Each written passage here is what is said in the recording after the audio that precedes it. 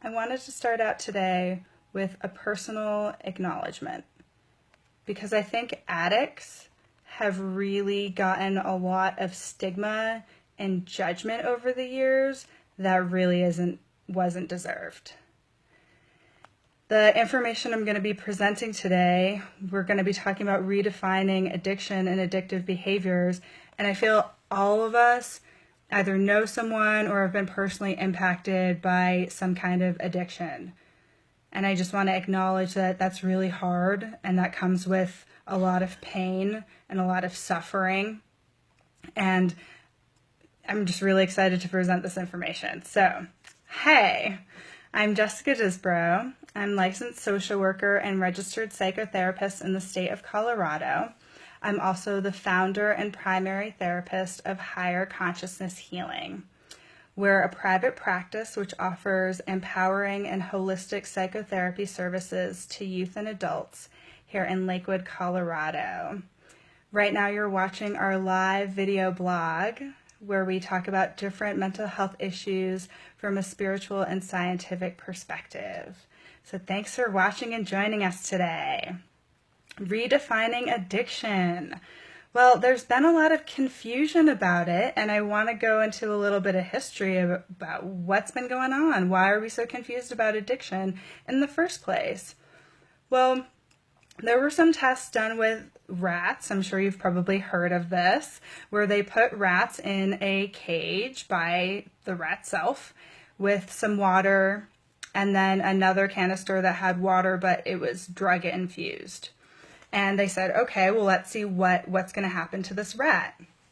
And the rat went for the drug-infused water and then slowly seemed to be showing addictive behaviors, going back for the drugged water over and over and over again, and until it died.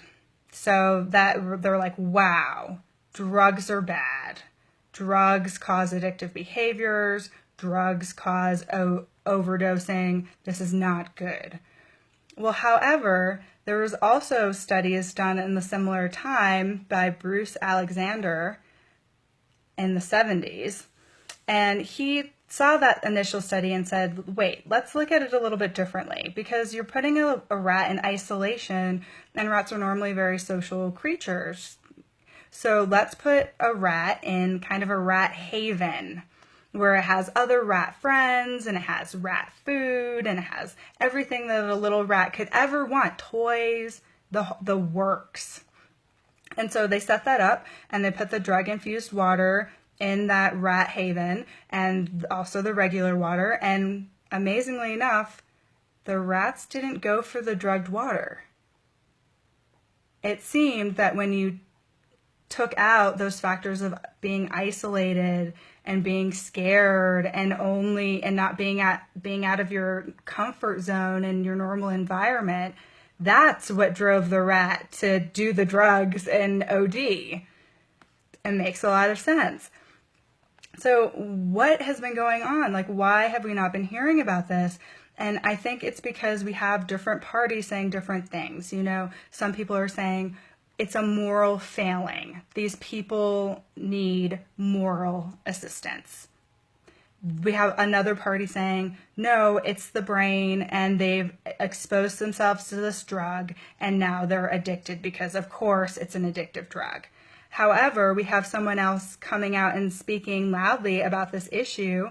His name is Johann Hari. He wrote the book Chasing the Scream: The First and Last Days of the War on Drugs. And what he's coming out and saying is it's not either of those.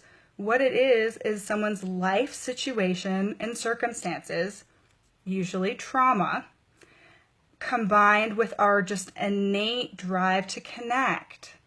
And when we don't have healthy individuals to connect to, when we don't have a healthy environment to connect to, we turn to addiction. Because of course, like, we're unhappy, we don't want to be in the present moment, and we're looking for the next best thing, and the next best thing is to feel better. And these are just different avenues that people are trying to feel better in. And this makes a lot of sense for people who are in the mental health profession, but for people who have, gone through those decades of the 70s and 80s where the stigma and judgment around addiction was really intense, and the programs that people were going through were more like military programs where they were like beating the addiction out of you in this kind of like crude way, and that's just not really helpful at all. So this guy is amazing. I definitely recommend his book because I think it's just so important that we need to stop fighting about what is the real issue, especially because this infiltrates the political system pretty deeply, and we need to start looking at what are real solutions. Addiction redefined as a compulsive need to avoid the present moment through the distraction of alcohol, drugs, TV, shopping, gaming, sex, anything really. Anything really. And this is my personal definition. I'm just going to say it again. A compulsive need to avoid the present moment through some kind of distraction. And really, it's because we're avoiding the present moment. We've felt so much pain and we've gone through a lot of trauma and our life situation isn't great and we just don't want to be present. Like, that makes a lot of sense. However, I'm here to say we have to learn to move through the pain and through that trauma and through whatever is going on in that present moment, because by avoiding it through addiction, we just make it so much worse. And I think that's what a lot of people have found through their addictive behaviors is they hit rock bottom. They see and understand what they're doing. They're like, wow, I need to change. I need to make the commitment to myself to get better. And a lot of times people don't have those supports in their life. So it's just really important that they get them.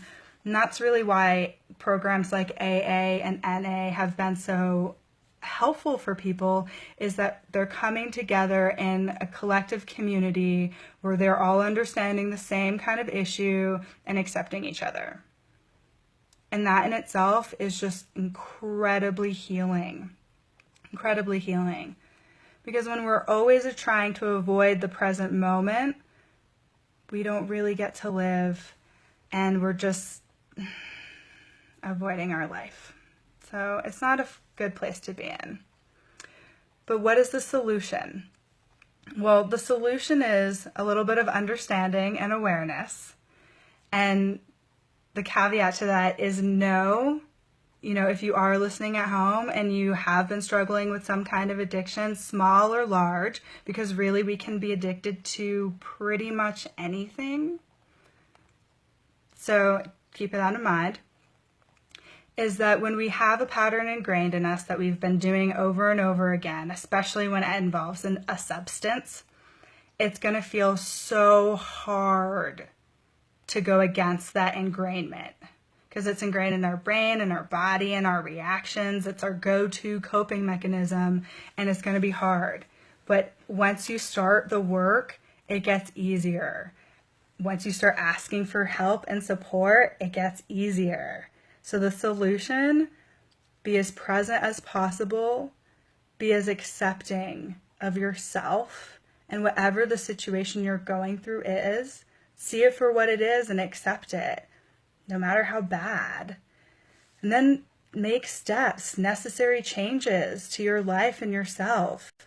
And like I said, ask for help when you need it. That's really, really key, because by connecting yourself with other people, we can support you and help you grow.